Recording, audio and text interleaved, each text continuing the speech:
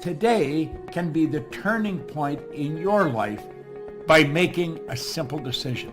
Fundamental questions of navigation. Where am I? Where am I going? And how do I get there from here? I invite the leaders of our planet to ask themselves these three questions before they make any crucial decisions. But if you don't make decisions, you're going to stay right where you are. We are all map makers. We are in a time of transition. If we're going to change, we have to change the direction that we're going. Our planet needs leaders who know where they want to go.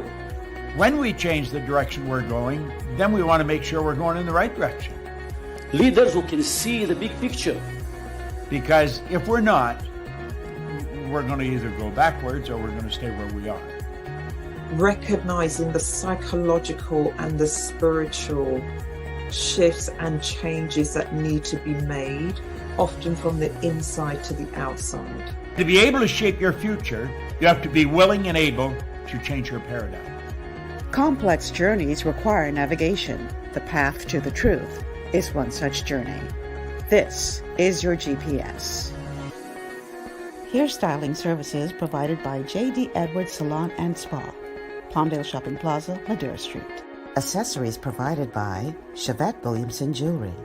Standout jewelry for standout women. Wardrobe provided by Bahari Bahamas. Visit shopbahari.com.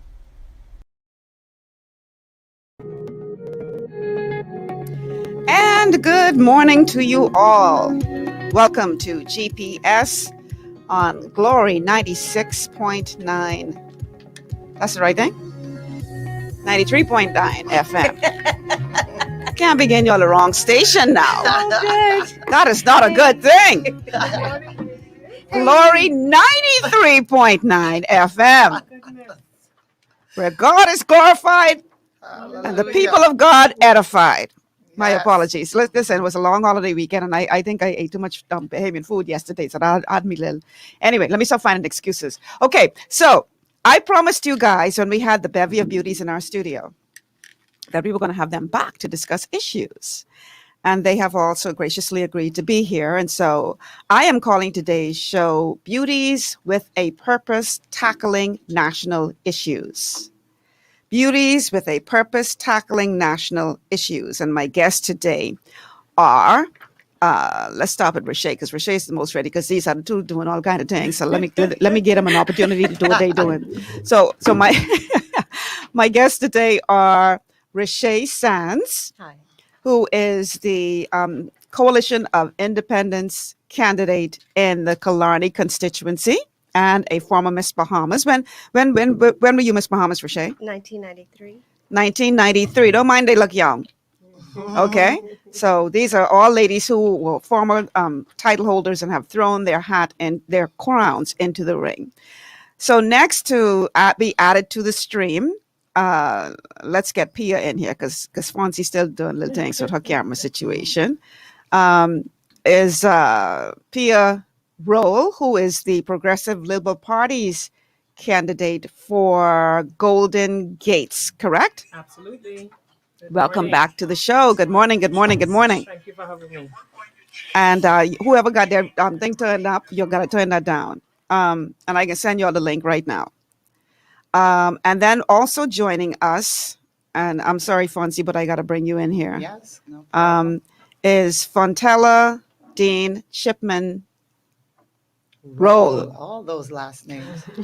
She waking my brain today. And she is an independent candidate for the Fort Charlotte constituency, former Miss Bahamas. Which year did you win Miss Bahamas, Fonzie? 1991-92, actually. I crowned Richa. You passed on the crown to Richa. Yes, I did. And Pia was a teen queen, correct, Pia?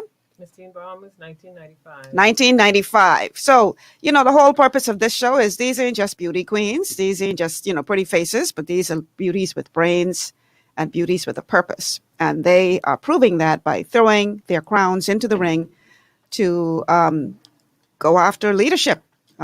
They have seen that there is a need and they have responded to the call. So I promised when the ladies were on the show last that I would have them back on to talk about issues, because the last show was kind of a general in nature. And so we're going to get into the nitty gritty today. We're going to tackle issues today. And just for the record, I did not give them the questions ahead of time. Because sometimes in Poncho, they think you got to get the question ahead of time so you can prepare the answer. No, not today. These ladies were not given the questions ahead of time. The first time they're going to be hearing these questions are today, right now.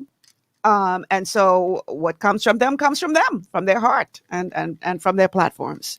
And so welcome once again, ladies, to GPS. Thank you, Richa. Thank you again. Well, the big story over the past weekend should have been independence. But my God, there was a bloodbath in this country. 5 murders over the weekend. We have to talk about crime. Yes. Because this is a problem that has been gripping this nation for far too long. But it seems that we are spiraling downhill when it comes to the level of what's the word? Depravity. Like we have lost the little thread that we had of decency when it comes to respect for human life. So I want to begin with crime. What would you ladies say is the way to go as it relates to tackling this long-standing problem? Do you think the answer is in?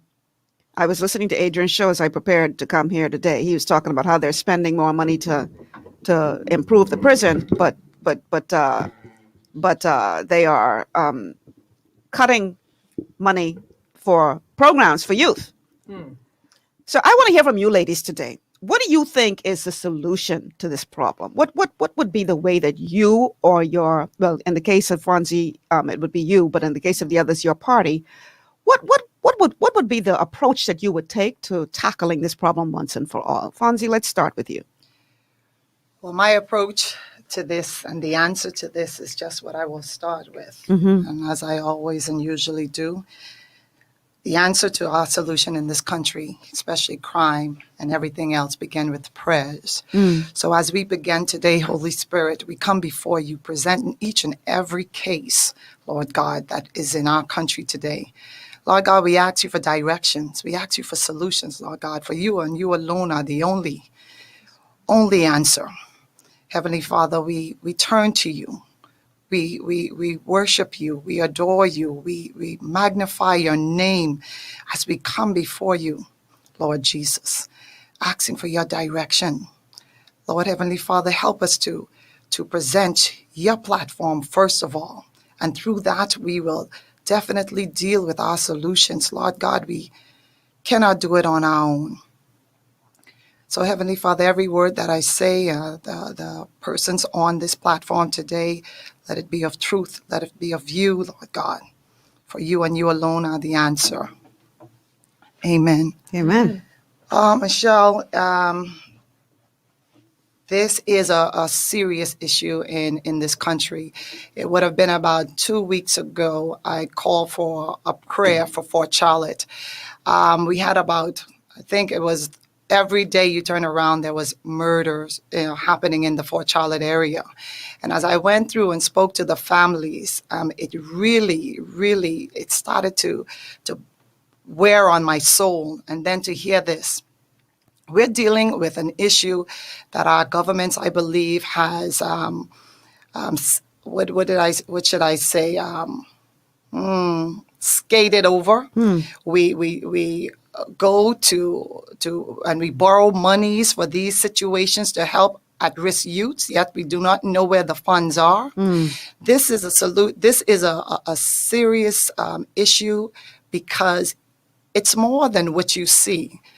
You know, a lot of people say, okay, it's what they say, crime on crime, whether this group is retaliating against the other group.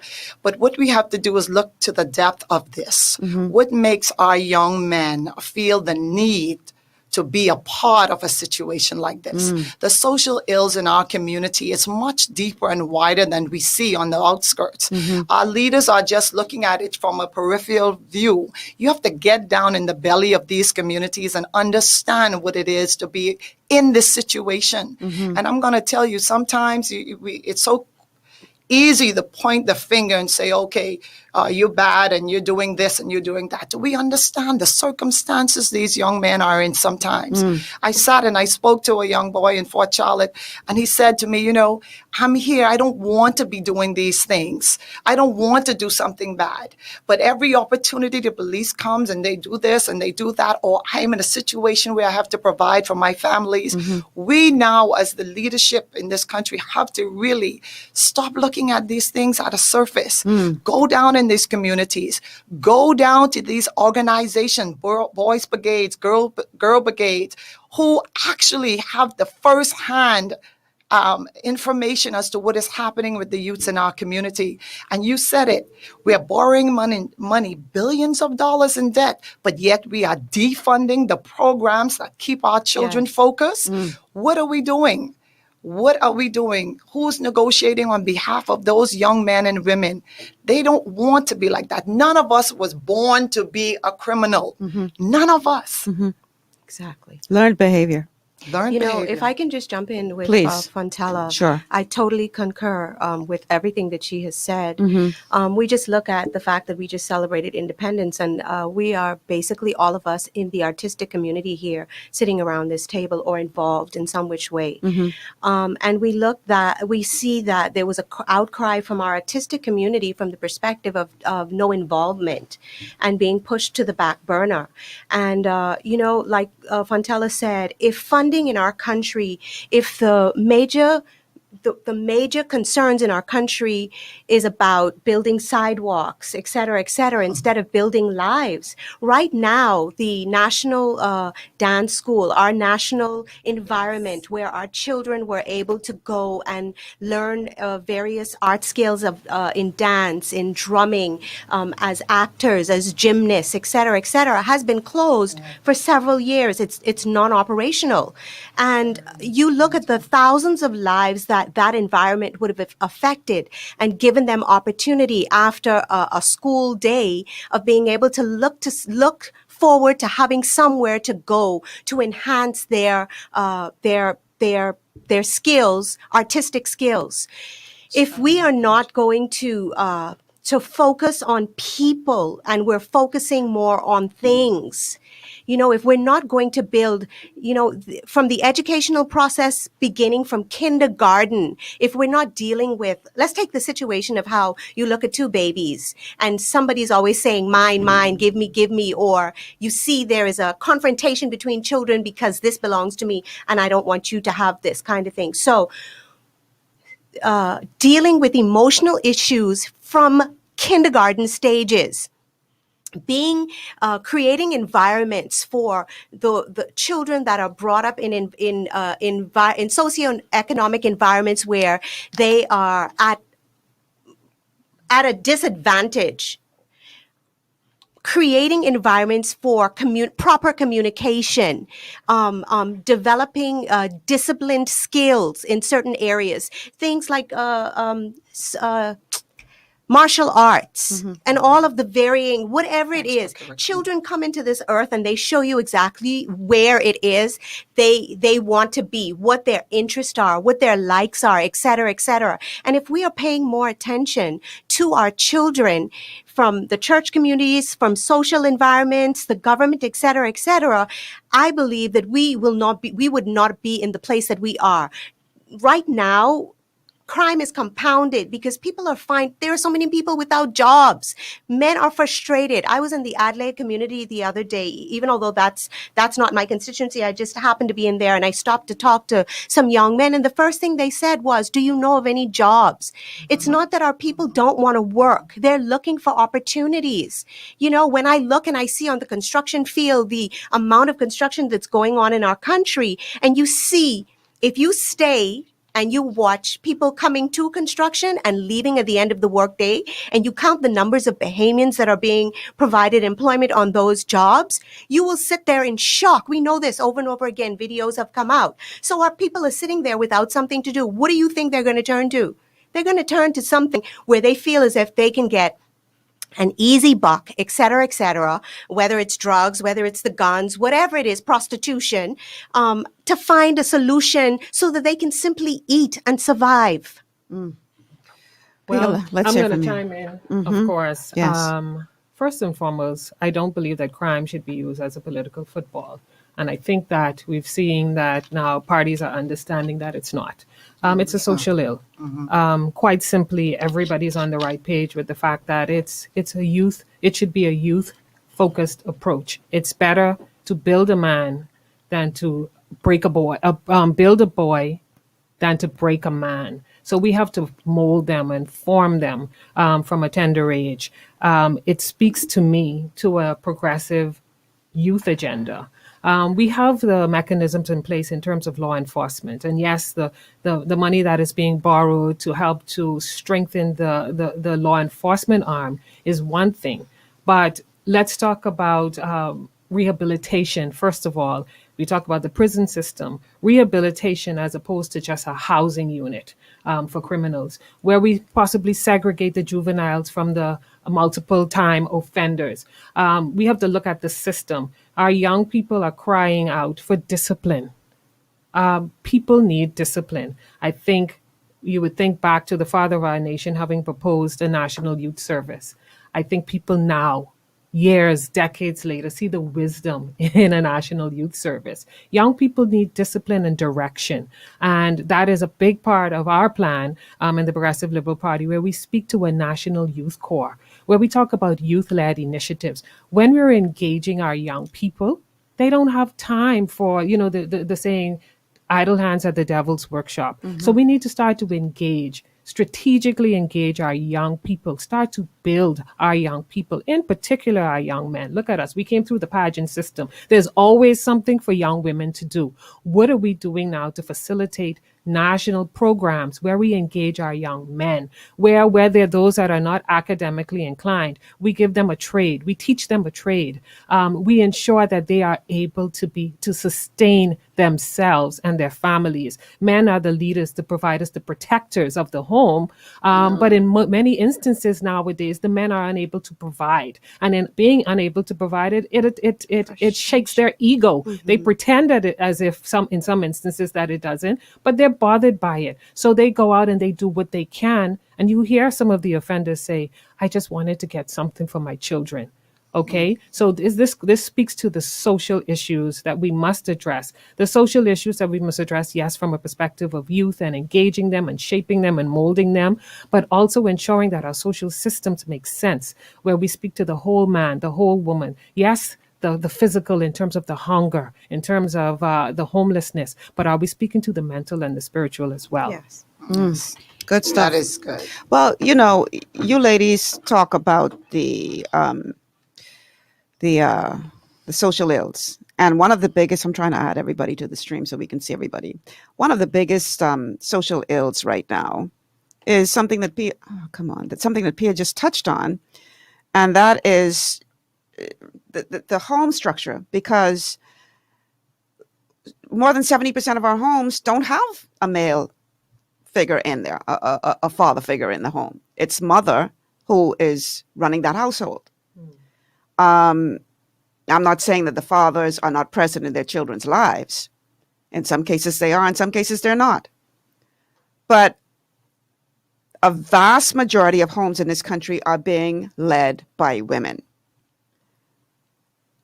What would you recommend we put in place to try to shore up the cracks, to try to fix where these children are falling through the cracks? Now, my personal belief is it's a question of foundation. Mm-hmm. I believe that God knows why his original intent was a mother, father, children. Mm-hmm. That was the family structure. So I personally believe that there's an all-out attack on the family structure and an all-out attack on men. Yes. Yes. Because once you shake that foundation, Yes, of course. then whatever you build on top of that is going to be shaky. So what would you recommend needs to be done to try to, you can't, I mean, the foundation is shaky to begin with. It is what it is. But what can you do now to shore up that building that's built on that broken foundation so that our children will not continue to fall through the cracks? Well, Michelle, the PLP again has a plan in our blueprint that speaks to a national mentorship program. So you already have a home that is void of a male figure, and maybe there are male children in the home, and men raise men. Yes, women have been successfully raising men, but I have in my private business facilitated a program called Molding Better Men. And while I may have written the curriculum, I don't facilitate the curriculum. Men, I get influential men in the country to facilitate the curriculum. So the PLP speaks to a national mentorship program. There's enough great people in the country that we can, in building this sense of community, form a national mentorship program where we pull out these people, these young people, men and young women, and we take it on as a national project because, at the end of the day, their behavior affects us nationally. So we need to take ownership as a nation, as leaders, and we harness the young people and facilitate programs where we don't say, oh, well, she was in a good mother, or, the daddy was in there. No, let's take ownership.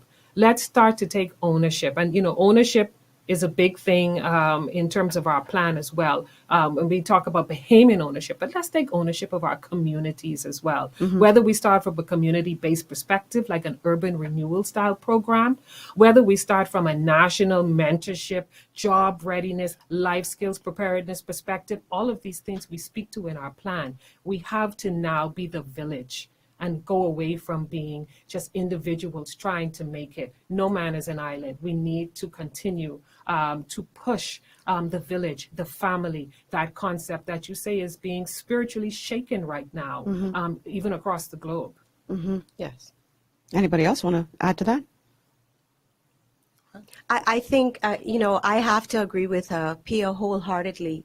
Mentorship programs, we know that there are organizations in place at the moment where men within church arenas, et cetera, and perhaps taking it a little bit further, our national mentorship program should be one that has its place in our school environments, because for the most part, most of a child's life is spent within that school environment. So create those kinds of mentorship programs for our young boys and our young girls, not outside of that environment, but within that environment. Make mentorship programs a part of your curriculum, your educational curriculum, and let's be serious and focused about truly affecting positive changes in the lives of our people. And yeah, I'm going to piggyback on that. And I think it all boils down to who we believe we are as Bahamians. I think everyone have to understand that they are part of this big old puzzle. We have to understand that we have to be responsible for each other. We have to be responsible for our children. We have to take the lead on understanding what future we're going to create for them. And as we speak on this and the mentorship and what we need to do in the home, in our communities, we have to understand that the depth of this is coming back to who we believe we are as Bahamians. Our confidence within ourselves and our people. What do we want to see? How do we want to change ourselves for the better?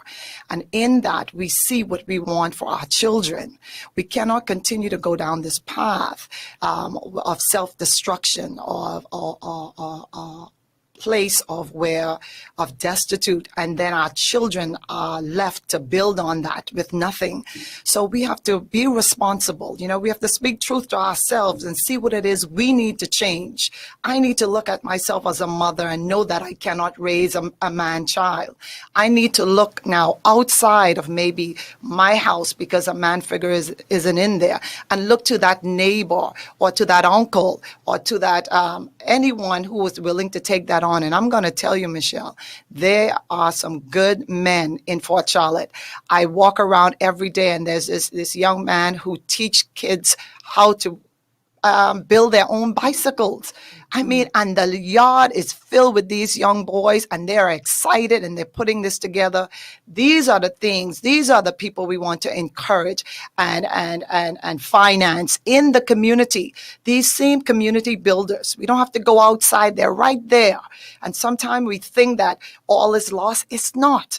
Go around and walk around and see those young men out there excited, and he's teaching them every Saturday with his own sons. There are young men out there talking to these young guys and saying, listen, this is not the way to go. Let's do Junkanoo like Barabbas does in Fort Charlotte. Let's focus on on something else that's going to create a better Bahamas, a better you. So we have to really dig deep within ourselves now and ask the question, who are we? Who are we as Bahamians? What do we see for the future of this country? We spoke about it earlier. We are actually reprogramming ourselves from what we knew, from what we heard, those young men, that you're not going to be anything. You're going to be just like your father. Mm-hmm. These negative messages now what they say, the chicken has come home to roost. Mm-hmm. These negative messages now are playing out externally. And then we have crime. You understand? We have unwed mothers, these single parenthood. These are the things that come from those constant negative messages. Our time now is to go back to who we are. Speak as though it is, as though we want it to be a great Bahamas, a great Bahamas. All right, guys, it's already 11:37. We have to take a break. I know, right? Just one question. One question. One question. We have to take a break. And I want to touch on some of the things that you guys mentioned, but we also have to look at some other things as well. There are so many issues that we need to talk about today. Again, it'll be impossible to get through it all in one show. But we're going to take a quick break, and then when we come back, we're going to continue this conversation with the Beauties with a Purpose, who are now in the political arena, looking to make a change in this country. Stay with us. This is GPS.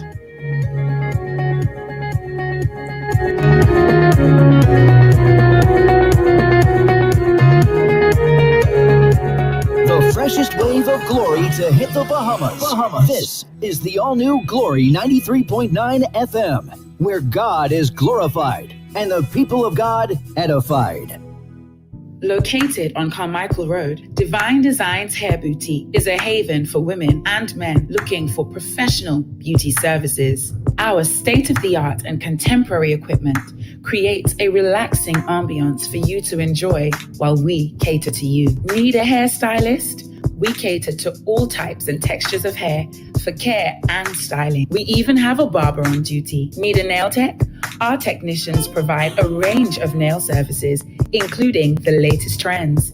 Unwind in one of our massage chairs while you get your pedicure. With our reasonable rates, friendly staff, and over 20 years of experience, you will be in great hands. Call us at 823-1669 or 698-1025 to schedule your appointment.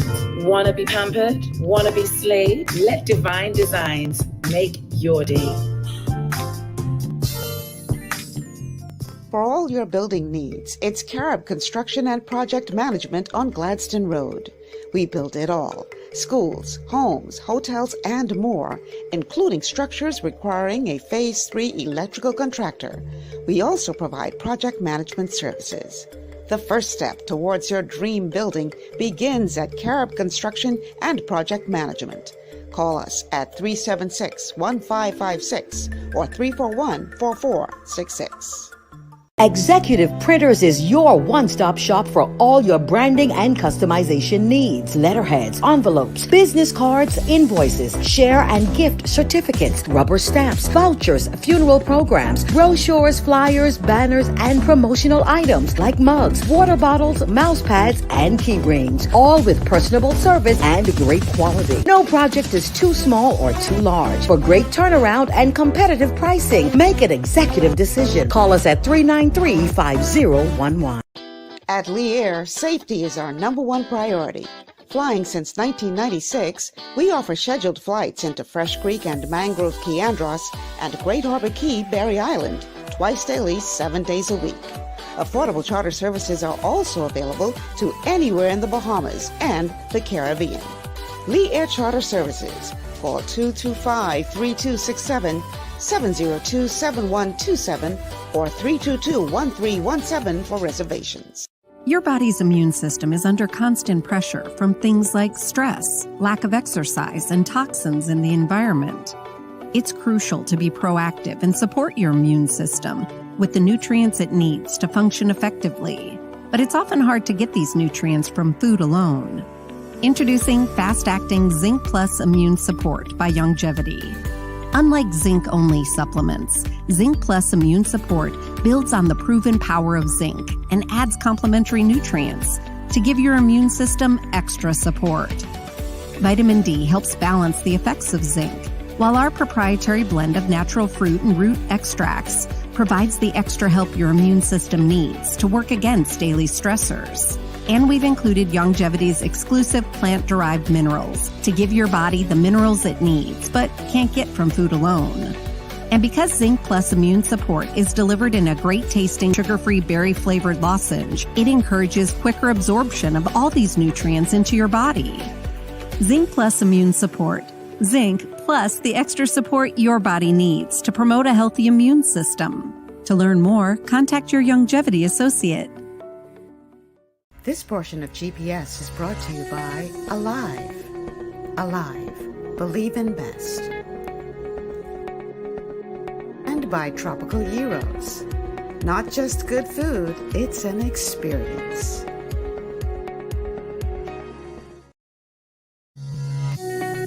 We are back. Welcome back to GPS, Global Paradigm Shift on Glory 93.9 FM. I'm your host, Michelle Malcolm, and today I'm talking to the bevy of beauties, former beauty queens who have thrown their crowns into the ring and have now entered politics. And we are here today talking about national issues. The last time they were on the show, it was more sort of a general show, but today we're going head first into tackling issues. Boy, there's so many issues to discuss. But something that Fontella said prior to the break, she talked about how we have to go back to who we are. But I'm going to challenge you guys because there's a huge question nowadays as to what is that? Who are we?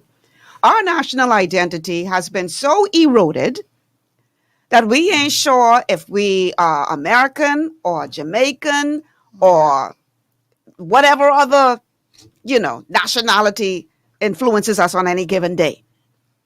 So how do we go back to who we are if we don't know who we are?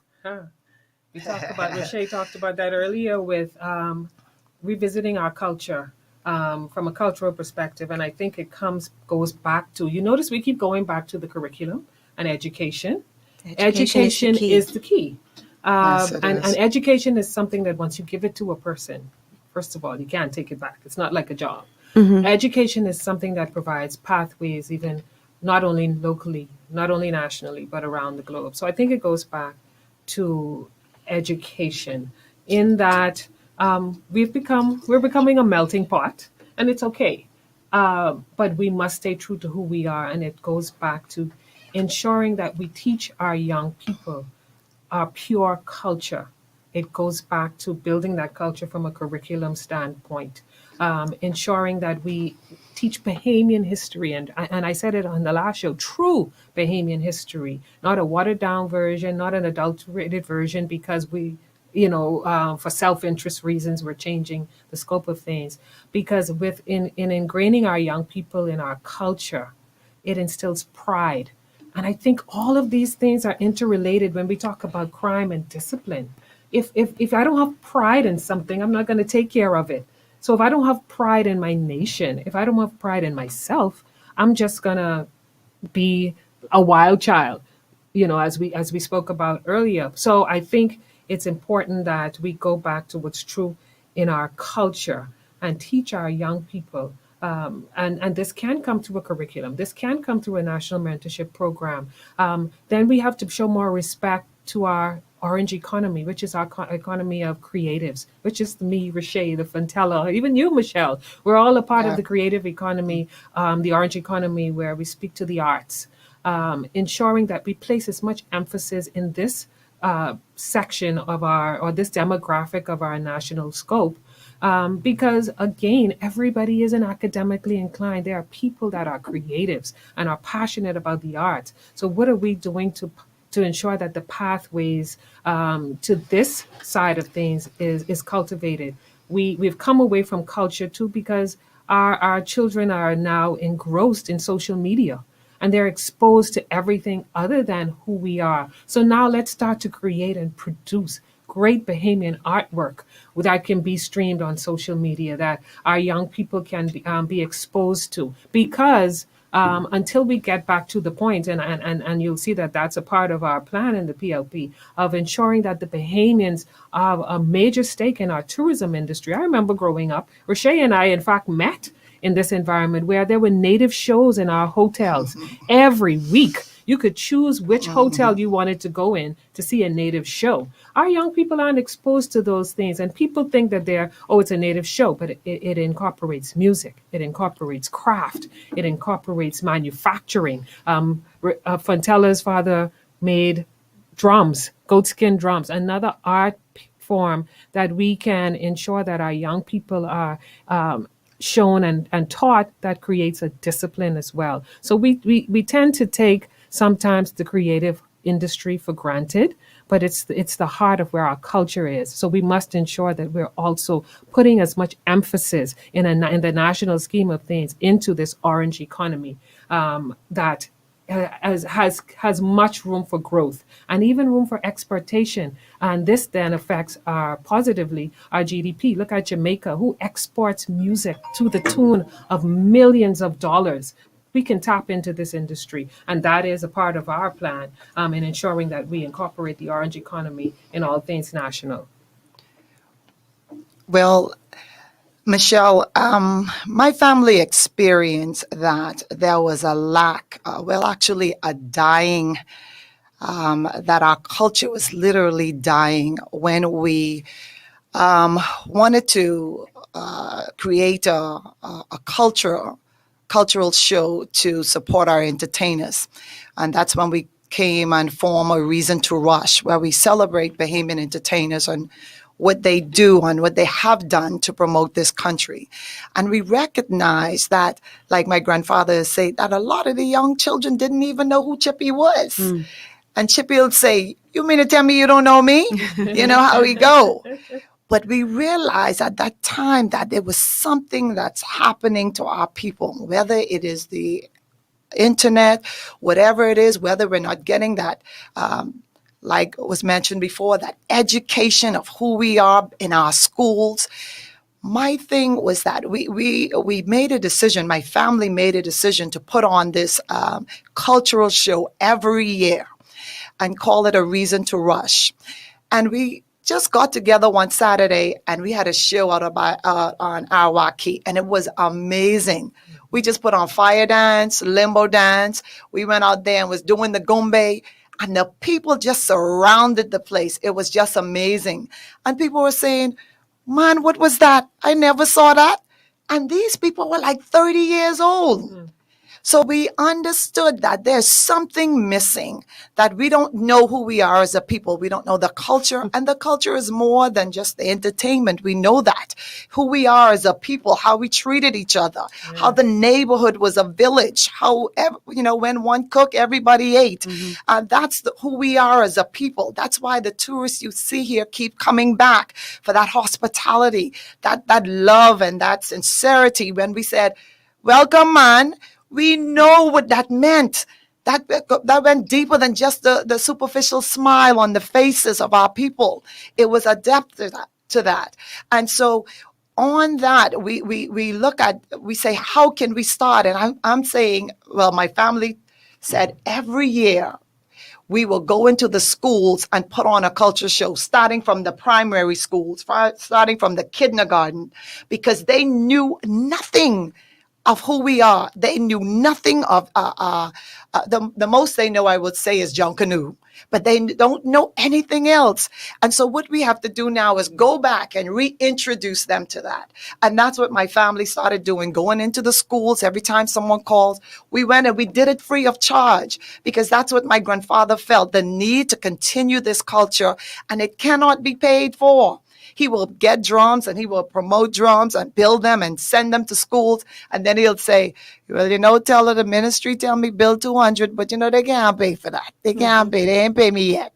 But he'll send it year and year, even when he didn't get paid.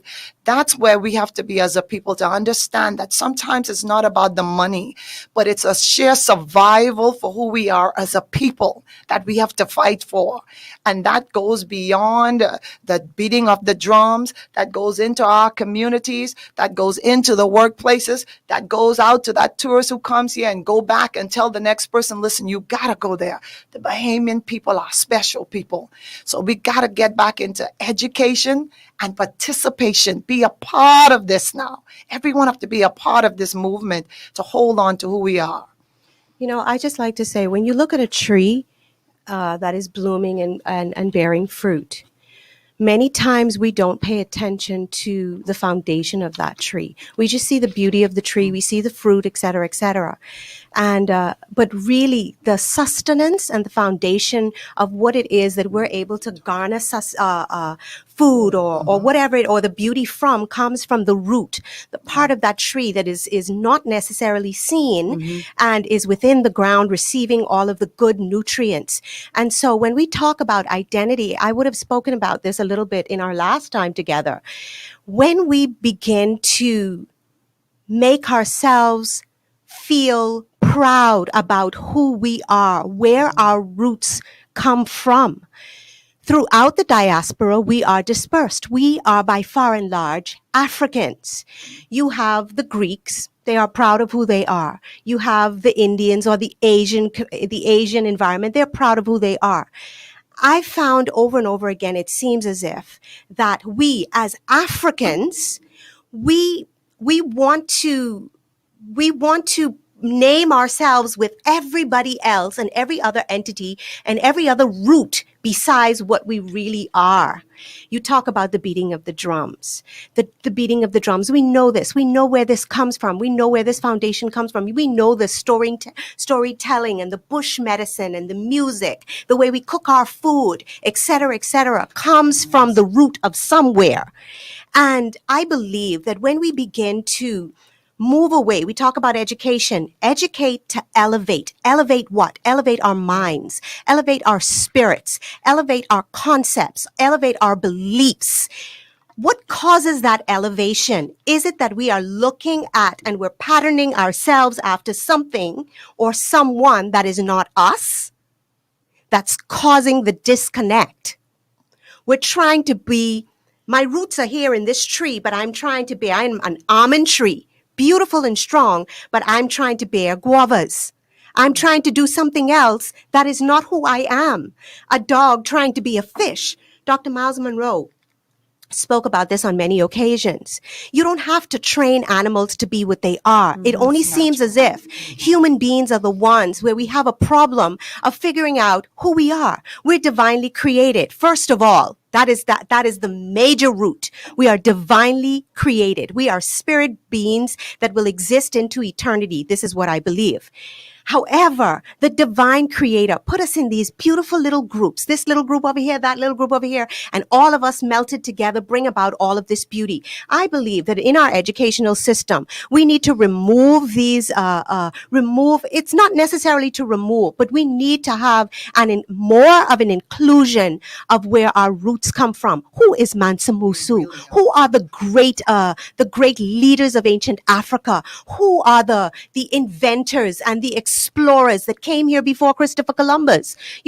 We've moved away from celebrating the 12th of October, where that's my birthday, celebrating Christopher Columbus, and we're saying, let's make it Heroes Day. So now we put the direction on our national heroes.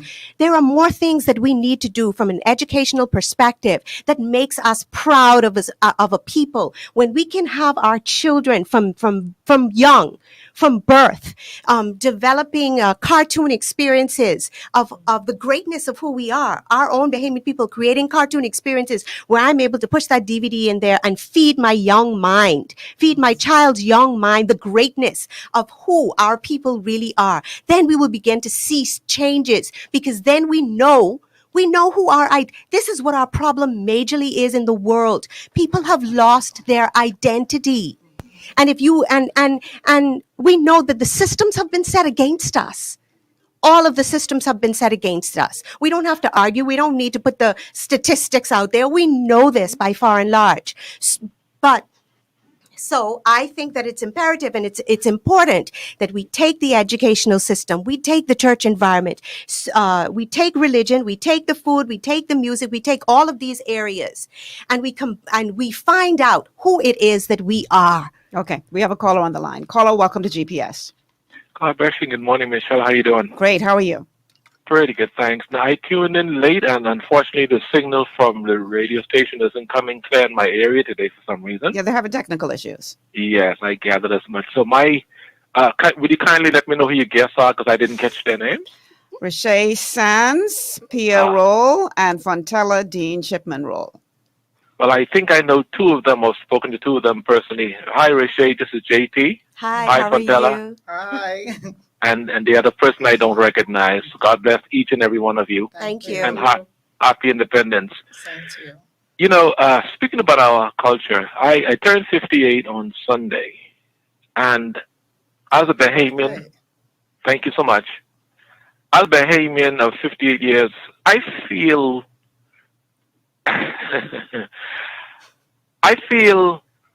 almost less than a cultural and patriotic Bahamian anymore. What do I mean by that? When I listen to, and I've noticed it over the years, like with our family Island Regattas, they're playing reggae. When I listen to a lot of the educational programs being put on by the Ministry of Education, the Bahamian Ministry of Education, they're playing music other than Bahamian, principally reggae. When I listen to a lot of the songs being played on our radio stations, that is one of the greatest vehicles to transfer or to maintain culture, I hear reggae. Now, while I respect the fact that reggae is that of Jamaica and Jamaicans are proud of it, I am a Bahamian. I'm not a Jamaican. My point is, we as Bahamians, and I don't remember which of your guests said it a while ago, but we've lost, and I would dare emphasize, we have lost the patriotic and the psychology of what it is to be Bahamian. Because if you're going to have teachers in our school systems promoting a non-Bahamian sound over your rake and your scrape and your gombe and your jumbe, to me that indicates the greatest evidence of losing that psychology of who we are as a people. Teachers are the greatest purveyors of knowledge. Yes. And if they're going to teach something that isn't Bahamian, that only shows how much of a trouble this country is in. And I would endeavor to end on this note, Michelle and guests. There's a move afoot, and I will not reveal it at the moment, but it's something that I'm a part of that will soon become a knowledge publicly. That is going to be identifying so many Bahamians, the young and old, but authentically Bahamians. And I don't mean authentically Bahamian as to say no Jamaican extract, no Haitian extract. No, I don't mean that. I mean Bahamians who understand who we are as a people from 19 and however long we identified ourselves as Bahamian. We are going to be endeavoring to bring back that psychology of what it is to be Bahamian and to be proud again to be Bahamian and not to apologize for being Bahamian. It does bother me when I hear sometimes when you're talking about Bahamians first in the Bahamas, some people start apologizing. Oh, we Bahamians can't do. We can't who? I ain't listening to nobody, Bahamian or none, who can tell me in my country the Bahamian I can't do. Now, if that person believes that, that's their right, that's their business, but I ain't listening to that because that's a bunch of lies, straight from the pit of hell. So I would encourage you ladies to keep on being the Bahamian individuals that you are. Keep on promoting the Bahamas as you're doing. Don't allow anybody to minimize your Bahamian identity.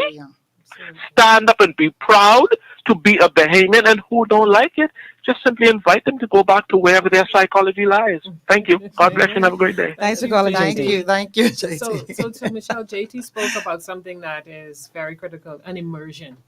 It has to be an immersive experience for Bahamians. I think we have to go back to that. And even the tourists want an immersive experience. They want to come to the Bahamas and experience the Bahamas, not come to the Bahamas and experience Vegas or anywhere else where they can fly to. And I think it comes back to what JT says, being unapologetic and having an immersive experience when it comes to our culture, ensuring that we celebrate the junk canoe, the folklore. Oh, that is so rich in terms of storytelling in our country, that we're provided also as a nation with the resources. We spoke about resources for crime. Let's speak about resources for the orange economy in terms of strengthening and empowering our Bahamians to do what they love. Richa can attest to this. She's a full-time artist. She has been a full-time artist where you're doing what you love, you're doing what you're passionate about. And, Pastor Miles always said, if you do what you love, it doesn't feel like work, but you have to be able to pay your bills. So let's talk about providing the resources for creatives to function in what they love.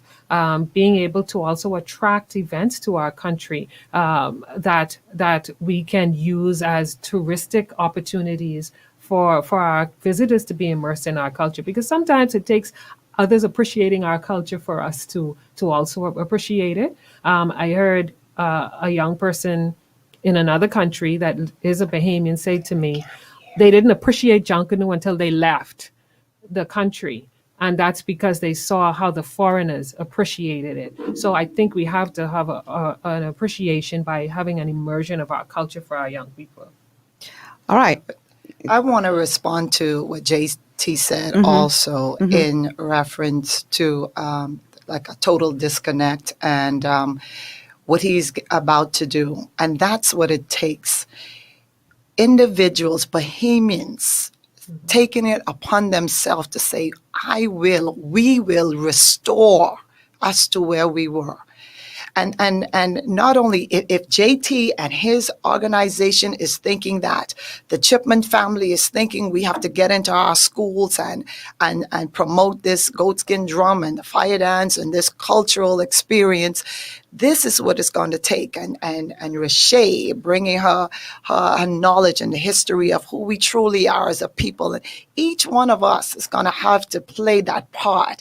And that's why I have so much respect for people like Mr. Charles Carter, who bought in Island FM, who said, I will not play anything else but Bahamian music. That there was a powerful thing, because we're everyone else except ourselves. It's going to take moves like Mr. Carter, what he did, and every one of us to stand and say, it doesn't matter who doesn't like it. It doesn't matter who speak against it. I know who I am. I'm true to me. I'm true to my country. And this is what I will promote. I'm telling you, Michelle, we are so disconnected from our culture. I think it's going to take a generation. That's how deep we are. Wow. We have lost a generation. And that's how we are. I'm not even talking culturally. I'm talking about where we are as a country, even in the political spectrum. The derailment, hallelujah, from who we are and to where we are today. It's going to take a generation. But what's important is that we have to start now. The later we start, the more we lose ourselves and we become extinct. And that sounds crazy, but we are becoming extinct in our own country. My daughter said something to me one day. I said to her, and I'm sure my mother used to say the same thing for me, girl talk, speak proper English. You know, that school fee I got to pay. You better speak. And she turned to me, and it was so crazy. She turned to me. She said, Mommy, I speak in Bahamian. And I stopped. And in that moment, I realized, guess what? We don't even talk Bahamian no more. We don't even speak to each other no more. That same Jamaican JT spoke about, they holding on to their culture. I don't care where they go. You can tell that they brought sound. The culture, boy. You could tell that song, but we're here trying to adapt to the Queen's English. Yeah. We don't say this and boy no more. We don't say mother sick. Remember when I went to college, I said mother sick. They said, what that is? I said, that's Bahamian, boy. And that made me, from that day, and that must be about 3 months ago, I back to who I is, man. I talking like this. Well, what I always used to say to my mother, because my mother did the same thing to me, and but she was in education at some point. Yes, she actually owned a school that taught people, typing and English and all this kind of stuff. So, I get it. Yeah, you get it. Former school teacher. yes. She'd speak proper English. I say, Mommy, I in the house. I home. Exactly. Now, when I go, I just know, when I go Yes. there, Yes, of I got course. this. I got this. Of But my course. God, let me, home. Just be free. You understand? Yes, I totally agree. Yeah. Know how to move into the environment right. that you're in, and how Yes. to act when you're in that certain environment. Under the Coalition of Independence, we have talked about this very subject when it comes to our tourism product and culture. Right now, the Ministry of Youth, Sports, and Culture is under one umbrella, and we believe that it is important that we divide those ministries, specifically culture. Culture and tourism basically kind of melt into each other and go hand in hand. And whilst I believe that they should have their own offices and sit under their own umbrellas, I believe that there needs to be a more of a melting together of those two ministries, providing more opportunities to create superstars here in our country. I've thought about this for a long time. We appreciate something that comes from foreign more than we appreciate what is here homegrown. We are willing to pay what comes from foreign and give to that foreign entity the payment, the housing, the car, and treat these individuals. Me being a part of the entertainment environment in Fontella, I presume that you can probably concur on this also. I remember one specific environment that I worked in, and the tourists come and they love what you're doing, et cetera, et cetera. And when you negotiate for certain things, you negotiate what your pay is going to be. You negotiate to be given a meal, to be given drinks, to be given this, et cetera, whatever. And you would find in these environments that they have a hard time treating you with the respect because you are a Bahamian, and they don't think that you deserve. They don't think you deserve the meal. They don't just think you deserve the drinks. They don't think you deserve this. They don't think you deserve the kind of pay. I remember my first pay from a certain environment. I sat with my back turned and I cried. I said, because how am I supposed to go to my musicians and pay them when I break this and divide this payment? How am I supposed to pay them for a 4-hour gig $50 or $75 or $100? Can I ask a placing question? value on us as a people. Who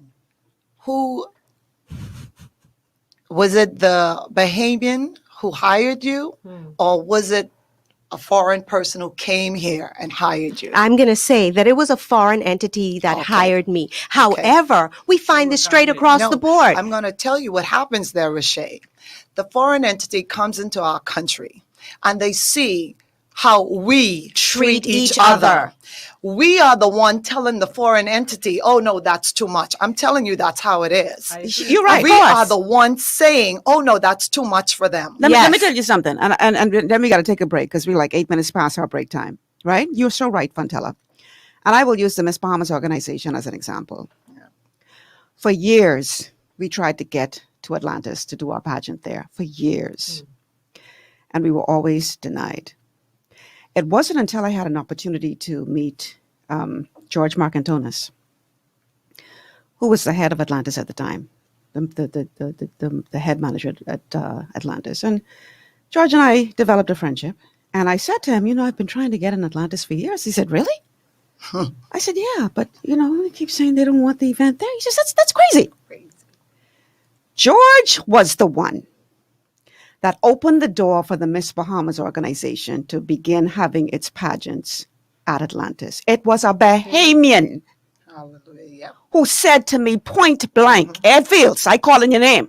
Oh boy. Hallelujah. We don't want you here. It's time. Those were his words to me. Oh my God. We don't want you here. That's what Ed Fields, I wish you didn't have to go on a break. a Bahamian, said to me. But it was George Marcantonis who opened the door and supported us throughout until the day he left Atlantis. So we got a serious problem in this Black country crab syndrome. with not supporting our own. Because you see, you get some people who get their little position and they figure instead of trying to reach down and help somebody up, they don't just not help you up the ladder, they kick the ladder down. Yes. Make sure you don't get up. So make sure you don't get up there. Because this ain't for you. There's a serious problem in this country. I wish you didn't have to go on a break, Michelle. We can continue it on the other side of the break. So In the moment of the emotion and passion, I wish that you didn't have to go on break. No, we can pick it up on the other side. But you know what? My sponsors are responsible for the show being on the air. We got to play that commercial. Let's honor the sponsors. Let's honor our sponsors. So we're going to take this quick break, and then we'll be back with more with the Beauties with a Purpose. Now tackling national issues here on GPS.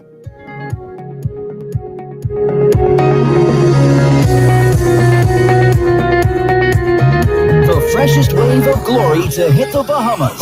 This is the all-new Glory 93.9 FM, where God is glorified and the people of God edified. Best dress, hats off, looking like I walked out of catalog. Everybody wanna know where I got it from.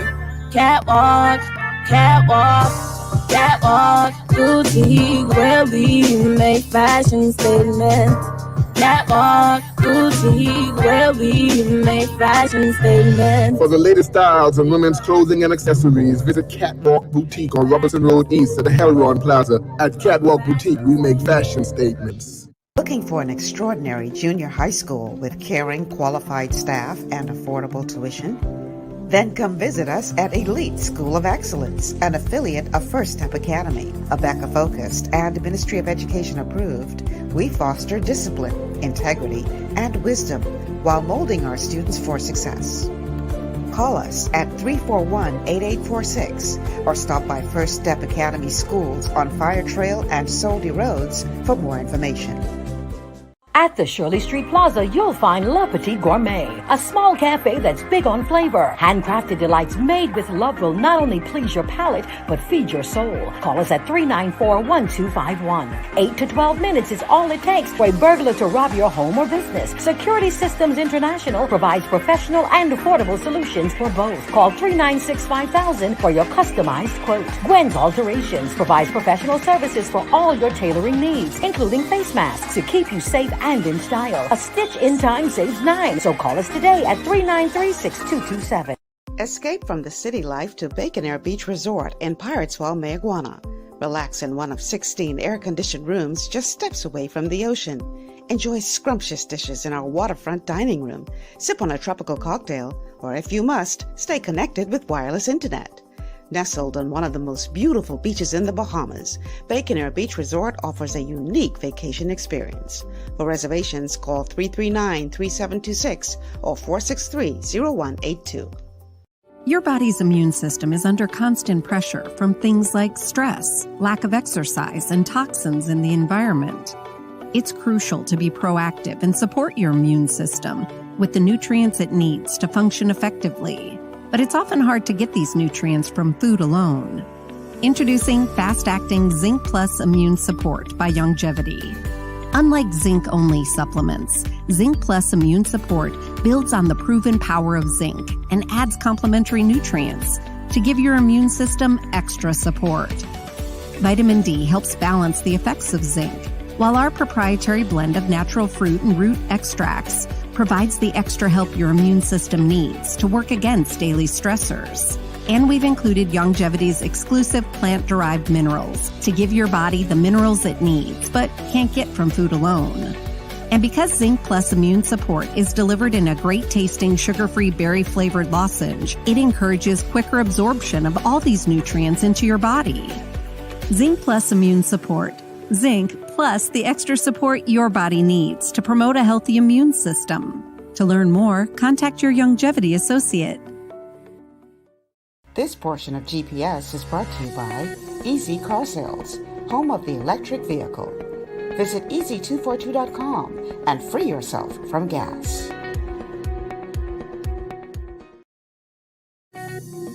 Back to GPS, Global Paradigm Shift on Glory 93.9 FM. I'm your host, Michelle Malcolm. My guests today are Richa Sands, the Coalition of Independents candidate in Killarney.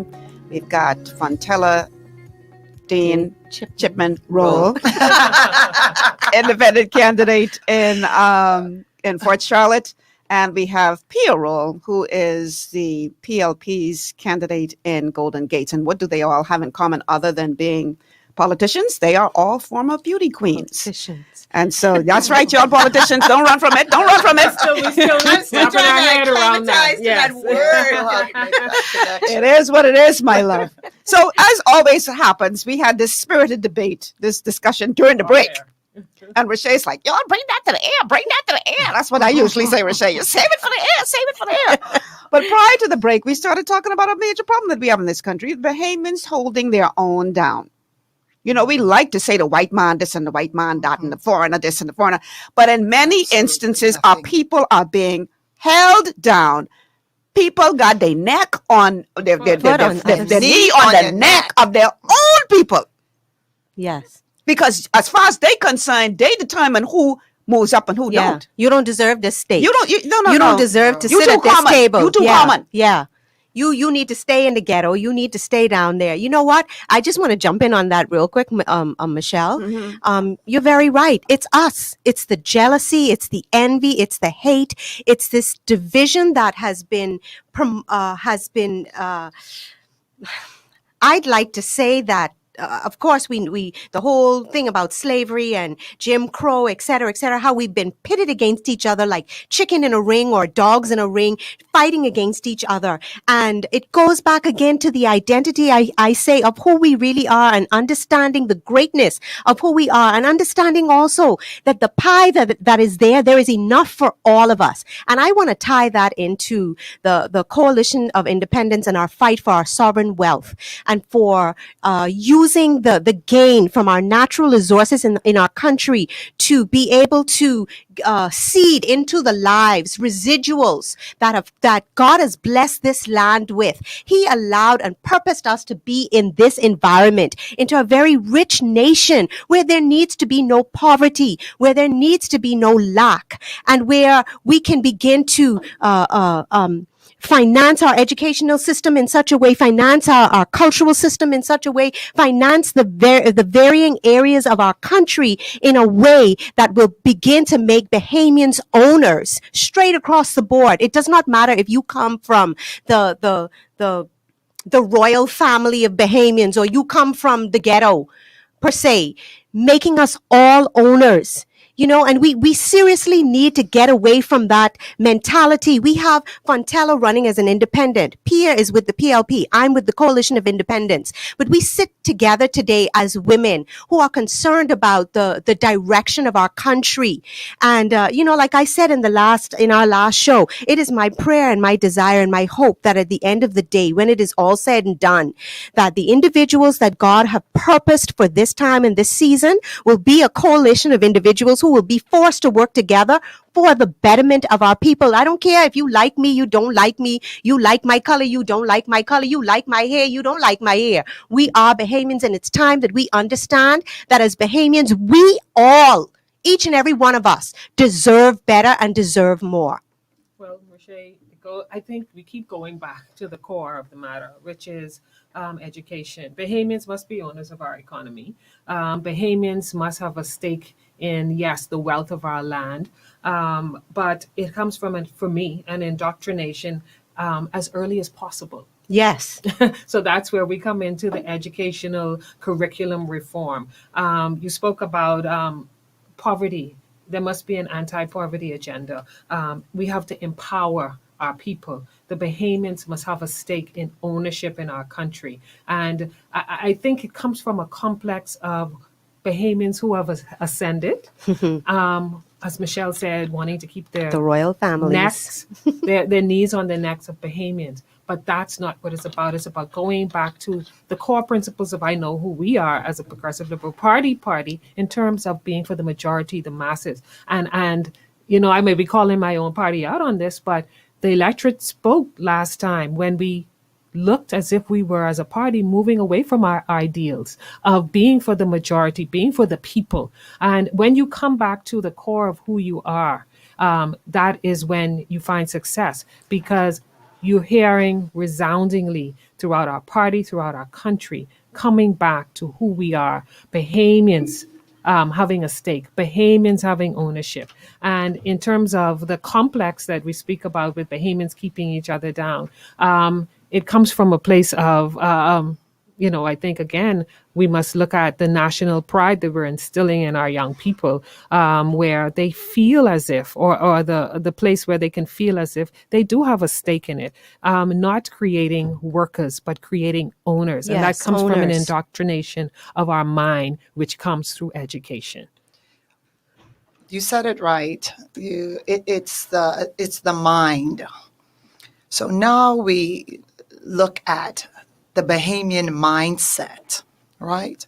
Are we ready to believe in who we are as a people? Are we ready? Is our mind ready to accept the fact that we Bahamians can manage this country for the populace? We, the people, can run this country to a place where everyone feel the benefits that this country has to offer, that God has given us. So we have plans, and our political parties have plans. Everybody have plans and plans. I'm coming to you and I'm going to tell you my plan. The depth of this now is who holds me accountable. You see, is that mindset ready to say, okay, you came to me with the plan. Now, am I ready to say, if you don't do this, what will I do? Right. And this is where we are as a people, you know, because every 5 years, everybody have a plan. Oh, yeah. And the electorate, they speak because they go from one to the next. But nothing changes. So what is it saying about our minds? Are we still in that place where we refuse to move outside now of that box that is keeping us so included or so oppressed? Are we ready to move out of there? Michelle, when I walk through Fort Charlotte and I tell the constituents, I'm just like the PLP. I'm just like the FNM. I'm just like that other independent. I'm here selling you a story. Yes. I'm coming here telling you all the greatness, my economic plans, and this is what I see for your children and this. But now, how are you going to deliver that? Proof in the how am pudding. I going to deliver that? But not only that, once I'm there, why do you just leave me there to do what I said I'm going to do? And don't hold you accountable Don't to what hold you me said. accountable to what I said. Guys, we have a caller on the line. Oh, just stick a pin in that. I don't want to Love lose it. the caller. Caller, welcome to GPS. Yes. Good morning, ladies. Good morning. Yes. Hi, Michelle. Hi. I know you beautiful ladies are taken, but if I had to choose this morning which one of y'all I had to pick, Michelle, I'll lose my life. I wouldn't be able to pick. So that was my little joke for the day. That was now, good. yes, so this is what I'm saying. You ladies personify what Bahamian women is really all about. See, they say still waters run deep. And I call Bahamian women the majority of sovereign citizen owners of this nation. Yes. That's what I call y'all. So it is a joy for Amos Jr. Miller to say to the world, it might have taken me I had to do a whole lot of nonsense and talk a whole lot of nonsense to get the attention of the world so they could look at my ladies, the ladies I would choose. Of course, I wouldn't know which one, Okay? Y'all Shoes are off. awesome. Y'all are amazing. Y'all are educated. Beauty dropping off of y'all. And listen, y'all need to, the women need to send a message to the world. See, that's it. Stop looking at these jokers in the Bahamas with the greatest love and respect for those who have led the country in the past. With the greatest respect. I need my ladies who Michelle will, from time to time in the next 11 months, invite to this show to talk political stuff. I want y'all to focus your attention on sending your message to the United Nations Security Council on behalf of Amos Jr. Miller, because I'm going to be right there to back every last word. Y'all just started, I'll finish it. You know, Amos, you consistent, boy. You consistent. You know, Michelle, we're a merry heart doeth good like medicine. You know, just as Fontella was saying before, Mr. Ferguson would have called in, you know, holding individuals accountable. Accountability. The Bahamas Freedom of Information Act, anti-corruption, all of these things, they need to be implemented and acted upon. We have to talk about corruption. corruption. And it does not make a difference. You know, I keep saying the royal families who seem to have total impunity from when you commit the crime, you don't serve the time because of who you are and who you are connected to. I want to say, let's talk about accountability. Yes, accountability. We need accountability, and it does not make a difference who you are, how much money you dishing out, and who you connected to. If you have done it, and if you placed yourself in compromising positions with individuals that you should not have, to gain personal benefit for yourselves and your future generations, or your lovers and your friends, etc., and the Bahamian people are still starving, and the Bahamian people are still lacking, and we're still talking 48 years later about improving education and doing all of these things when we could see the billions and billions and billions of dollars pass through our country.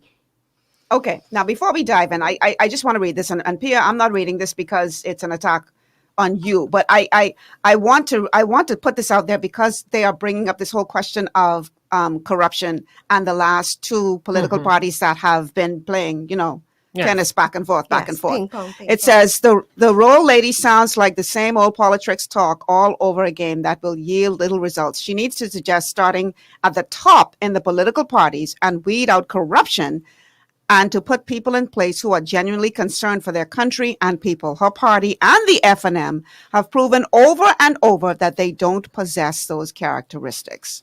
Now, let's tackle this. I'm ready. Yes. Okay. So, first of all, corruption is exclusive to no political party. I think I would have said that before. And we also spoke about the fact that in the last election, the PLP was voted out. Since then, we have reformed. Under our leadership of the Honorable Philip Brave Davis and Chester Cooper, there's been an aggressive process of reform and renewal in our party. As you can see, most of our candidates are brand new in terms of coming to frontline politics. Yes, we do have a few members, including our leader and our deputy, who would come to us with experience. And I believe that it has to be a solid mix of experience and new and innovative ideas. And that is what the PLP has brought. I know my leader understands accountability from day one. When the election ended on May 10th, 2017, the day after, we sat around and we talked and we analyzed what we did wrong, what we should change, what we should never do again. Where did we go wrong? And that's the part of the renewal and restoration process that the party has been going through for the past 4 years. Accountability is very important. I wanted to interject when Richa and Fontella spoke. It's not only important for us to have accountability as a party, as a government, but as individuals, as candidates. When we speak for our party and say, this is the plan, we want to sit around the table. I get it door to door all the time. Oh, that's the plan, but what are you going to do to participate in the plan? If I come to you and I say as a woman of integrity that this is what I'm going to do, then I too must have accountability partners. The story of corruption, you know, we can also look at it from, like I said, the perception too. I think in the last general election, a perception of corruption was placed. People ran with it. Afterwards, we found that certain things didn't really pan out.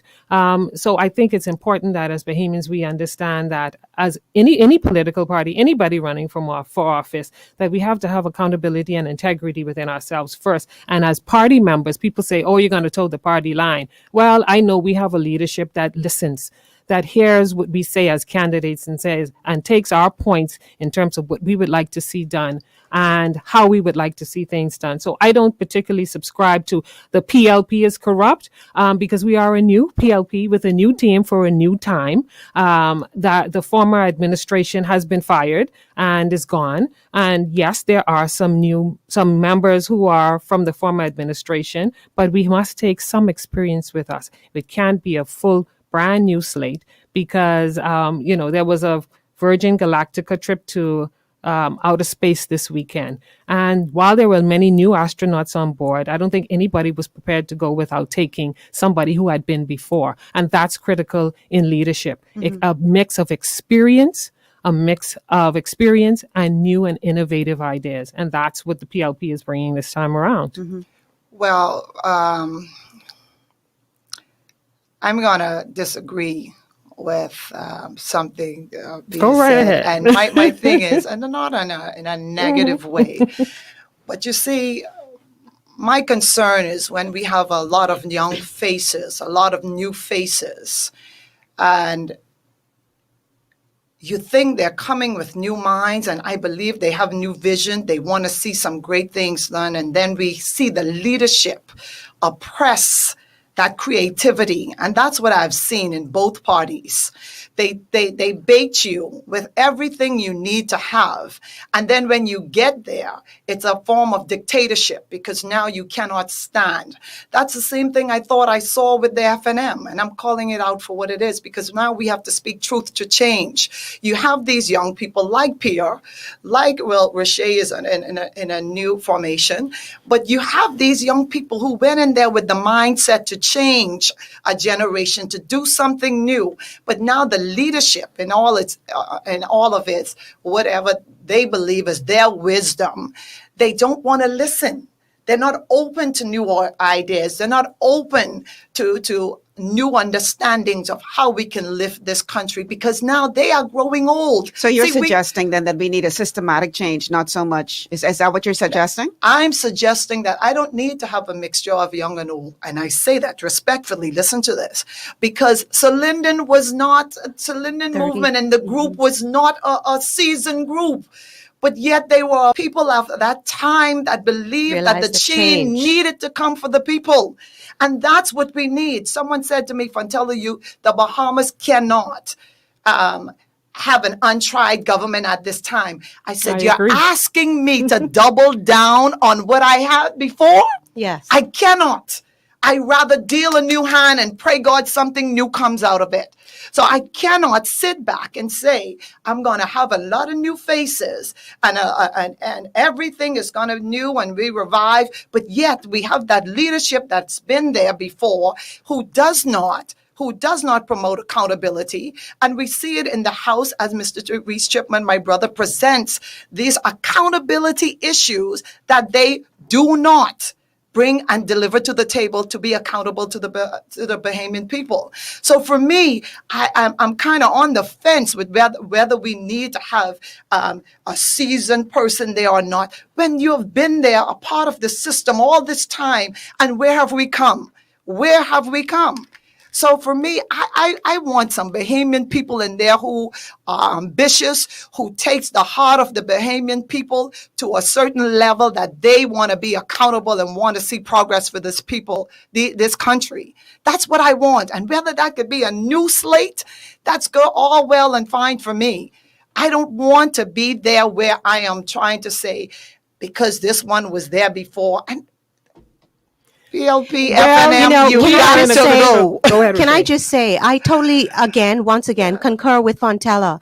And we need to look at it from this perspective. You know, when we think about putting, parliamentarians are the individuals who are put on the front line of the battle. They are the individuals who are put on the front line of the battle. However, there is an entire army that backs that front line. So for us to have this concept and belief that these individuals who have been there before, who've served terms, who've served certain positions and have found themselves in compromising positions, and we are to say that we can't have a whole new clean slate, I find that ludicrous. You mean to tell me the permanent secretaries and all of the other individuals who make up running this country, the expert minds who make up running this country, that they should not have a say? You know, I think we need to look at this. At the end of the day, right now, I feel as if we are living in a dictatorship. That's what I feel. For the last year plus, I feel as if we've been living in a dictatorship. I feel as if cabinet ministers and all of the other ministers that have been elected by the people to serve the people have not their voice has been suppressed. If you are not with the game, if you are not a part of the game, and if you are willing to speak out against the leaders of the game, then you're pushed on the side, and you are considered to be, you know, if you're speaking something against, we talked about this before we came in here, Michelle, dealing with the COVID pandemic, conspiracy theorist, and you're bringing information to the table that is sound and proven information from intelligent individuals, yet you have those individuals or this individual who deems himself the King Almighty, and this is with no disrespect. I'm speaking to the office of that person, okay? The office that you represent. You've taken that office and you've made that office a place of dictatorship when it should be about us collectively. So we're talking about bringing in new minds, bright minds. You know, it's not just young people that are running for and vying for positions in this next election. You have seasoned individuals who've been around and who've been here since independence, 1973 and before. Brilliant minds. I believe that it is time that the change needs to happen in this country where we allow somebody else to come to this table. And this cop-out that we use and we say, oh, we can't afford to have unseasoned individuals. Well, we're stuck with billions of dollars in debt that our children and our children's children will have to be paying back. And it didn't incur overnight. It incurred over 48 years. Well, the PLP has brought on the bright minds, the new individuals that will be a part of the process. Our leader has been known to mentor countless Bahamians and helped many Bahamians over the years. His agenda has always been that. And I will say this, that he is a leader that I'm comfortable with being at his table, because he is someone that is inclusive. And that is what we need. A leader that, yes, may have the experience, but is willing to take on the ideas and the inclusion of ideas from those that are new and innovative and have a wealth of experience in many facets of the country, and are now bringing that experience, that expertise to the table to be a part of the overall picture of governance. And our leader, Philip Brave Davis, is known to do that. The plan that we are putting forward as a party is a plan of inclusion, where we've reached across a wide cross-section of persons to contribute to this plan. It's not a one-man show. And I'm comfortable in that regard and understanding that that is the type of leader he will continue to be. And he has been historically a leader of inclusion, somebody who you will go to his office this morning and there's a long line at his door. That's not PLPs. That's people from across the country who come to him for help. And that is what this country needs at this time. A leader that is inclusive, a leader that is compassionate, and a leader that can relate to the average Bahamian. A leader that will be accountable to the Bahamian people. A leader. And that is Philip Brave Davis. Is going to be accountable to the Bahamian people, who would ask for reports to be handed to the House that explains the financial situation of our country, who demand answers, not when people say, but demand the answers because we need to know them now. You are in charge of the GPS of the finances. You are in charge as the opposition. And with that, those accountability coming to the House, that GPS, that shows us where we are going to go. That tells us where we are positioned. If you now, as the opposition, is not pushing to have these accountability brought to the people, What are you doing? Why are you there? We are indeed pushing. Why? When? So when? I wanna read a comment. Right? Okay. I've showed it on there before, but I want to pull it up again because I think it has a point that we need to talk about, and we way past the break time, but it is what it is. Kenley says, "I'm not going to put these same people there to swing me again and full their own interests. I'd rather someone new swing me." Now I have a problem with that, Kenley, because I tired getting swinged. Exactly. I don't want the old swing me. I don't want the new swing me. Exactly. We need to identify Change that thinking. people of caliber and character. Now, and integrity. that is one thing that we've all agreed on here. I don't care if you're F&M. I don't care if you're PLP. I don't care if you're Coalition of Independents. I don't care if you're an individual independent. I think we keep making the mistake of believing, okay, I tired of the PLP. I tired of the F&M. So I got it with this new group because they saying some good things. So listen, man, we need to vet whoever come knocking on our door. Exactly. I don't care what color they wearing. So there's a comment of people saying because corruption, as Pia pointed out, ain't no party got no monopoly on that. No, none. So people are saying in the comments too, oh, it's more PLP, F&M. I think we're at the place where I said on the last show, Richa would have said it, Fontella would have said it, and she wants to say something so bad that as we go door to door on the ground, the people are voting for the individual. So that party that has presented the most viable individuals, the individuals that appear to have integrity, because of course I say appear to because it is a tried process, the individuals that will be accountable and looking for accountability from our constituents, the individuals that have a plan, the individuals that can articulate the plan, the individuals who have a track record and are not coming into politics to build their resume. These are the people that will probably be successful because the Bahamians are interviewing us at the door. The electorate is holding us accountable now on the ground. And I think you will see an emergence of candidates that will be selected, that will win the general election, that embody all of these qualities. And I stand firm in saying that the PLP has garnered a slate of candidates, a large slate of candidates that embody these qualities. Michelle, the Pia said, I'm eager to speak. Passion. Yes, a lot of passion in this room. Yes, I am. Because, Candy, I think she just want to change the wording a little bit. She says she got swinged by the F&M, swinged by the PLP. She ain't getting swinged no more. No, she rather get swinged by somebody. She rather get swinged by something. No. She ain't rather get swinged by somebody new, because I'm going to tell you, Michelle, she's going to choose someone. It's like me. I'm an independent. I'm presenting myself as an option other than. But what the bottom line comes to is somehow you're going to choose someone you will choose. How do you make that person accountable to you now after you have chosen? See, this is where the power has to come back to the people. It doesn't matter, because I'm coming to you, telling you this story, like I said before. But what we as the people have to understand is we have the power to move you, Michelle, if you do not do what you said you will do. Yeah. If you make a decision against the people, we have the power to go in Rawson Square and demand your resignation. That's what we have lost. We have lost the power of the people. It doesn't matter if you come from the PLP, F&M, coalition. It doesn't matter who you are. When you walk to that door, the look is good. You're pretty. You come with the right words. You say the right thing.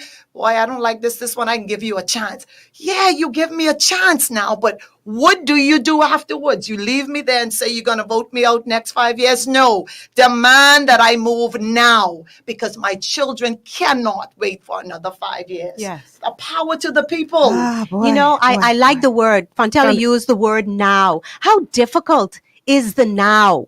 If your intentions are pure and right and true, how difficult is the now for you to put policies and procedures in place to demand that we have things that are put before us clearly, that we comprehend what is going on, who the party players are, who is going to benefit, how much are they going, transparency, how difficult is it to do it now? This is what we have a problem with, taking care of the situations and the issues. When we look at the Hurricane Dorian and we look at the lag in time of taking care of what needed to be done in the now, more than 2 years later, people are still at a lack. People are still, I saw a video the other day, my party coalition, Mr. Lincoln Bain, our leader, went to Moores Island, and as simple as the immigration office, if we look at the disarray and the way that that office was destroyed, more than nearly 2 years later, we still see destruction going on.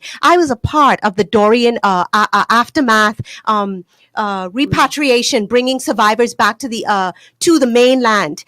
And I looked at how private entities were more prepared for being in place for the disaster as compared to the government. People came out there from government agencies, and it was as if they were totally clueless as to what needed to be done to garner the information about the individuals who were coming now to the mainland and what we were going to do, how we are going to do it, and using that time period to change. But it's systemic. It's systemic because you spoke about it. You spoke about leaders being supported by governmental positions like permanent secretaries who are also still in place and have been for a while. So it's all systemic. It all will come.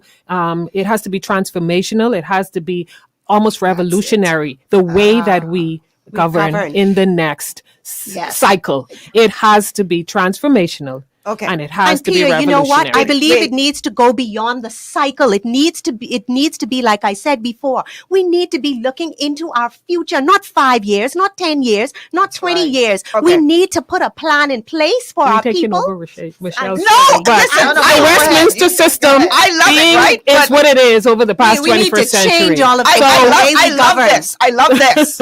But I also love my sponsors. I'm sorry, I apologize. We have to take our final break. So boy, this is good. So we're going to take this final break. And then when we come back, I want to go in another direction that I know is going to be equally as passionate by all in the room. So don't you dare move a muscle. Stay with us. This is GPS.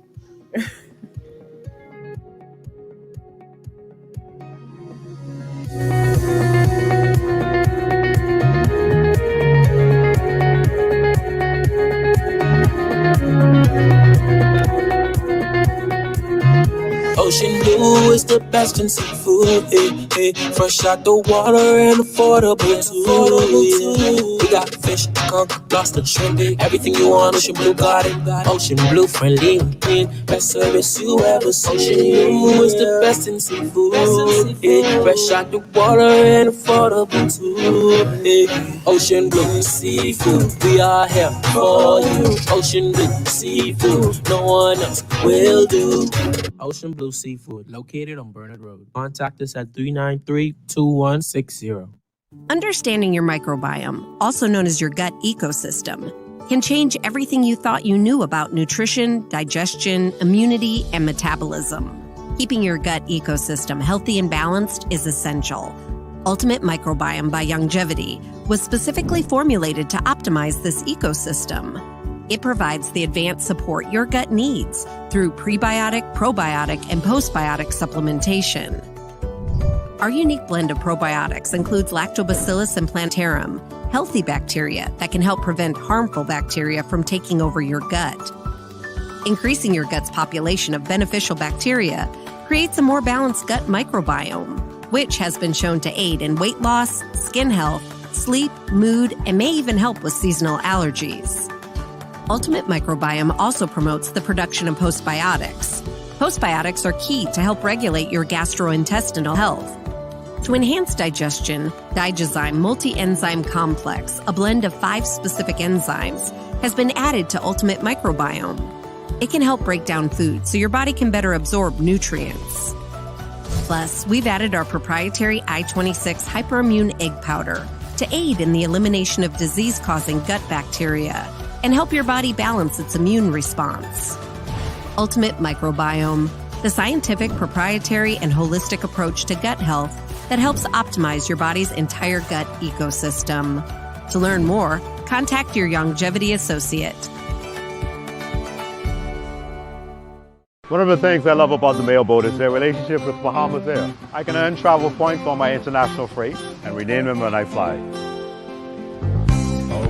For me, online shopping is easy, with Mailboat's U.S. addresses and regular freight delivery to Nassau. Plus, I can always prepay customs and freight, and they always notify me when my package arrives. Yeah, a lot of people think the Mailboat is just for shipping, but they also offer a safe and secure storage facility at affordable rates, all in a central, convenient location.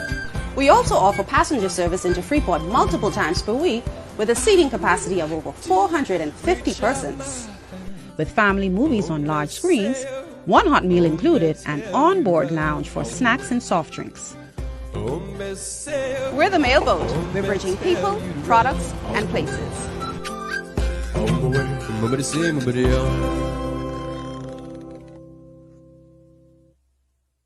To stay healthy, it's crucial to make sure you get the nutrition you need every day. But it's difficult to get all your recommended vitamins and minerals from food alone. Even in the United States, 94% of people are deficient in at least one nutrient. Beyond Tangy Tangerine 2.0 by Longevity is a simple, convenient, and affordable way to help your body get the essential nutrients it needs. It's an advanced plant-driven multivitamin mineral complex that contains certified organic whole foods, trace minerals, and antioxidants. BTT 2.0 supports your body's natural defense system with a proprietary blend of energy-boosting and body-loving nutrients, plus prebiotics, probiotics, amino acids, and enzymes that support digestion. With an unusually high ORAC score of 8,000, you get even more antioxidants to help combat free radicals that can cause damage to your cells. But to get the most benefit and value from any multivitamin, your body must be able to break down the nutrients so you can fully absorb them. Otherwise, they'll just pass through your system without doing any good. Beyond Tangy Tangerine 2.0 was specially formulated with synergizing cofactors to ensure you get maximum nutrient absorption. Beyond Tangy Tangerine 2.0 is the easiest way to give your body the balance and complete daily vitamin mineral supplement it needs for optimal support of your overall health. To learn more, contact your longevity associate. This portion of GPS is brought to you by Tiki Bikini Hut at Junkanoo Beach. Great food, cool tropical drinks, and family fun in the sun. And by BMP Liquidators. High quality furniture and home goods at very reasonable prices. I don't understand where 2 hours gone. Where it gone? We only have 8 minutes left in the show. I wanted to talk about immigration, but clearly we can't tackle immigration in 8 minutes. So I'm not going to do that anymore. But let me just read one or two comments. This one is from Jamila. Jamila says, Lady Malcolm, you got it going on today. Great show, great guest. Thank you so much. Listen, we only have 8 minutes left. So here's something that I think we need to touch on. And then obviously I want to invite you guys back at some time in the future so we can really go into some other stuff. We're going to be regulars. Well. Yeah. Beauty Queen Roundtable. Yeah. But here's the problem. Maybe we make a show out of this. We call ourselves the Commonwealth of the Bahamas. But ain't nothing common about the wealth in this country. We are one of the richest nations in the world as it relates to our natural resources, our geography, where God placed us. Listen, one of the richest spots on earth is right here, this archipelago islands. But you got 10 families, 10, who live in high off the hog of this wealth, while the rest of us catch eternal hell. What say you about that? What are you going to do? Or what will you encourage your party, the two of you who are members of parties, to do to fix that problem? Because that is a problem. Well, Michelle, if I can just jump in on that, speaking on behalf of the Coalition of Independents, I think that it is well known that our leader, Mr. Lincoln Bain, has been disclosing information concerning the wealth of our nation. Information continues to come out more and more about all of the secret deals, et cetera, the amount of wealth and why it is and how it is that we as Bahamians in this country, every adult Bahamian should be receiving annual residuals individuals from the wealth of our natural resources. And so, I don't have to look far. I don't need to look wide. Our sovereign wealth needs to be implemented. And, I tell people I'm an artist. And as an artist, there's something called intellectual property rights. And when I copyright my material, I copywrote one song.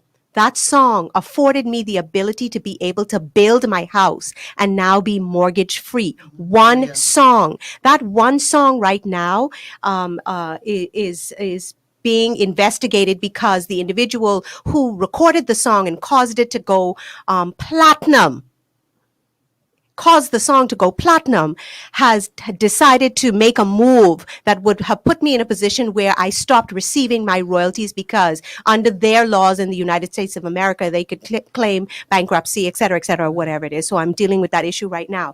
But just thinking about that, just think about the possibility of every Bahamian being able to own their own home. Let's start with that first. Owning their own home. The Coalition of Independence, the cry is about our sovereign wealth and causing us to be owners and being able to say, Fontella, at the end of the day, here's what our sovereign wealth has made from our aragonite, from our floral and fauna, from our agriculture, et cetera, all of the varying areas. Here's a little gift to you, simply because you are a Bahamian and because for decades, the majority of the workforce in this country have been us, Bahamians. But the wealth that has been received has not been us. And like Michelle said, a select few of royal families, I'd like to say, are the ones who continue to receive the wealth of this nation in secrecy and take the wealth of this nation and put it in their offshore accounts outside of this country that do not benefit the people. It does not trickle down to the man in Baintown and Grantstown, in Adelaide, in Gambia, in Fort Charlotte, et cetera. It does not trickle down. And so we continue to be in these economic positions, and our social environment continues to be flawed because we are not enhancing our people the way that they need to be enhanced. And one of the best ways that you can enhance a person is by taking what belongs to him rightfully, sovereignly, God, that was given to us by God. Though we were displaced from another continent into this land, we as Bahamians were dispersed to a land of milk and honey. Why is it that only a few should benefit and not all of us? Okay, wait, now that got to be your final comment. I saw. Thank you. Go ahead, Pia. Richa said a word in there, secrecy.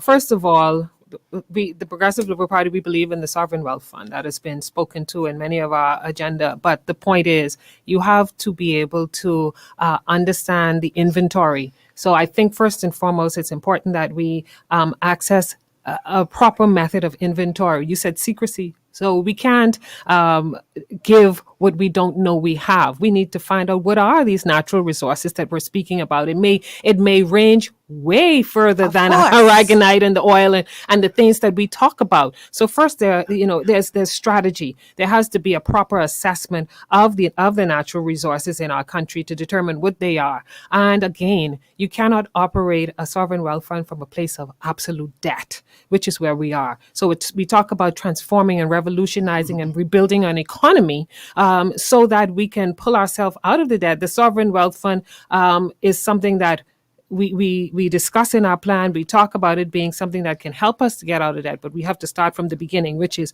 what are these assets that we say we have? Then there's the raw and the refined, and there's all of this that has to be determined. So it's not that we shouldn't look at a sovereign wealth fund, but we need to understand where we are in that process. It's important, I said it earlier, that we look at an anti-poverty agenda. Empowering the poor empowers us all. The middle class has been eroded. So we need to ensure that the wealth is common, and that means that we have a very small country of about 400,000, where we're saying this wealth can be easily dispersed. But it has to come from a position of inventory and understanding what it is that we are including in the Sovereign Wealth Fund. Bahamians deserve better. I think it's a time for transformational leadership. It's time to change the status quo, as Fontella would have said. And I know that we're a new team. for this new time. We have a plan, and it's important. It's important that it is inclusive of all, common, all Okay. Bahamians empowered. We got to get funds to get her final word in. Well, I do believe, I want to make mention that Pia said about the Sovereign Wealth Fund. I think that was brought under Perry Christie. And it's just been there, sitting there. It's the Sovereign Wealth Fund, all right? It's our fund. It's for you, the people. And that's exactly what they did. They brought it, but nothing happened. And so now you have PLP, nothing happened. FNM, nothing happened. But we talk about this Sovereign Wealth Fund and what it's supposed to do. So people understand that we could put it out there, just like Richa talked about the Freedom Information Act. We could put it out there. We could say it's this, but when we are not active or intentional about what it is we have to do, then it's nothing. It's just words. And this is why we have to understand as a people, we have to take this power back, demand representation, demand accountability, and that's from whoever is there. So as we close this show today, Michelle, I just want the Bahamian people to understand the seriousness of changing our mindset, to understand that we, the people, have the power. It doesn't matter who is before us. If we understand our power in this country, we then know the future that we will set for our children. We will settle for nothing less, Bahamian or nothing. My God, my God, my We need another God. show because I need to talk about that sovereign wealth fund. That Yes. but we were removed. Yes. So, we got to get the work done in this cycle. We do need another show. It's 1:00, so the 2 hours is completely gone. And we haven't touched on so many issues. So I promise I will have these ladies back. We just have to work out the date.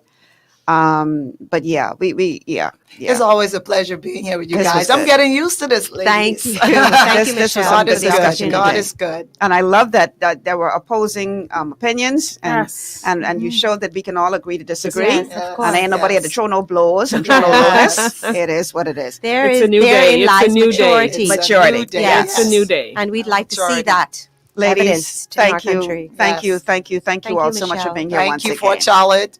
All right, guys, that's it. Time is gone. It's 1:01. I stole somebody's time. I'm Michelle Malcolm. Thank you so much for joining us on the show. And tomorrow is going to be a Wellness Wednesday. So make sure you tune in. Have a good one, everybody.